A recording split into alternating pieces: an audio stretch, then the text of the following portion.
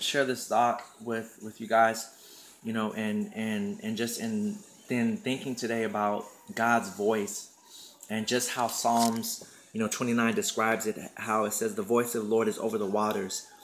Psalms 29 verse 3 through 8 talks about God's voice and how the God of glory thunders. The Lord is over many waters. The voice of the Lord is powerful. The voice of the Lord is full of majesty. The voice of the Lord breaks the cedars. Yes, the Lord splinters the cedars of Lebanon. He makes them also skip like a calf. Lebanon and Syrian like a young wild ox. The voice of the Lord divides the flames of fire. The voice of the Lord shakes the wilderness. Matter of fact, let's stop and think about that. The voice of the Lord divides the flames of fire. His voice alone divides flames, causes flames to go their separate ways. Man, that's powerful. That's amazing to think that, man. And to continue reading, the voice of the Lord shakes the wilderness. His voice alone shakes the wilderness. Him speaking his words alone shakes the wilderness. Man, the Lord shakes the wilderness of Kadesh. The voice of the Lord makes the deer give birth and strips the forest bare. And in his temple, everyone says glory. Man, just to think about how powerful, how amazing, God's voice is. We have to see the importance in his voice and listening to his voice. And knowing that knowing that God's voice is powerful, that just lets us know that he speaks. He speaks to us every day.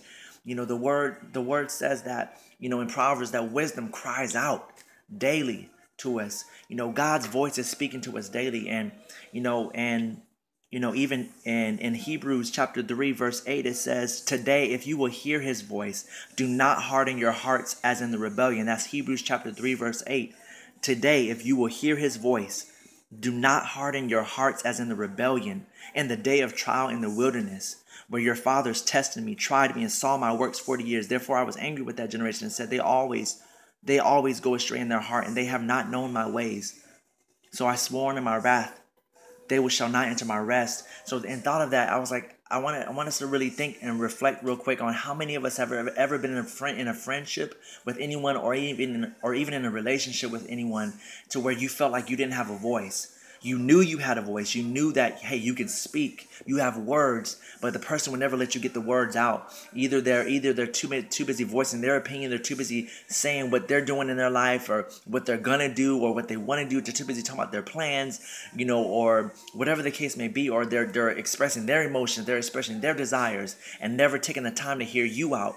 They're never taking the time to hear your voice, so you feel like in the friendship relationship that, man, I have a voice, but I don't have a voice, because this person is not allowing me to speak, not allowing me to share my emotions, my heart, my thoughts, my dreams, my desires.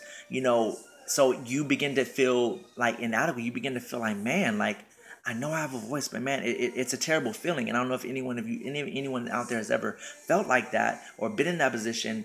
And let's think about it like this, like knowing that God has a voice, and knowing that God's voice is powerful and he speaks to us daily.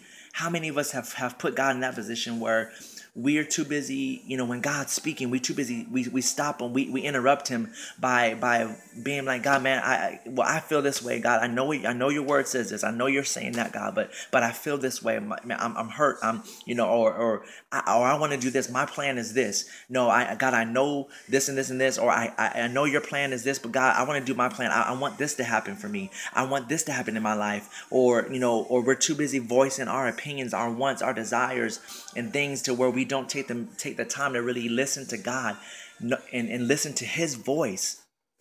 Or even when he speaks, we harden our hearts by not listening to him, by not following his commandments, what he's commanding us to do every day, what he's telling us to do, what he said in his word. We harden our hearts in the rebellion, as Hebrews 3 chapter 8 says.